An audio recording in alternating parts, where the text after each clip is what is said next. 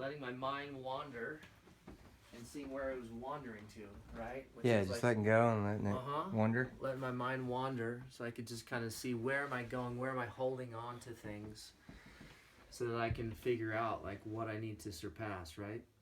Mm-hmm. And then I go into like these, places I've been lately, which are like mental locks, right? Like a mental lock, like I'm stuck in this emotion of like, oh, this trauma that I just had, and I'm stuck there, and I'm envisioning it, and then I think like, okay, infinite storage capacity, right? And then it goes into this like super compartment way far away, and then this whole thing emerges out of me, this power blue like being is like, and that whole thought and that whole thing is so far away, light years away, of trauma, of like whatever, just going like, and then I'm in another place of like, this is how you have to process, get this clutter that's clouding your images out and put it away, and then you're like processing differently, Yeah. It allows you to look at that same situation, but from another perspective, not from that traumatic perspective, but from a much higher perspective. Yeah, higher intelligence, much higher intelligence coming and being like, why is your mind frame processing like that when it should be processing like this? Like store that.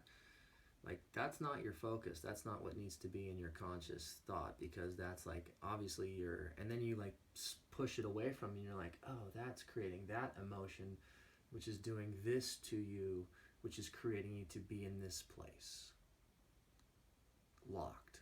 Yeah. And then you're like,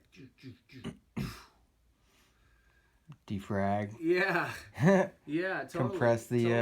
Compress the memories into a fractal pattern. Yeah, exactly. And then I got back into just looking at some, emptying some stuff of some chakra stuff, and was listening to what he was saying, the spine.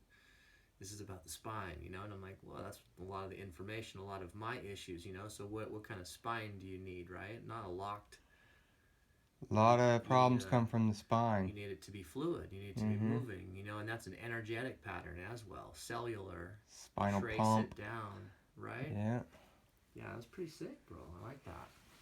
Very good. Good. I'm working on new protocols for this.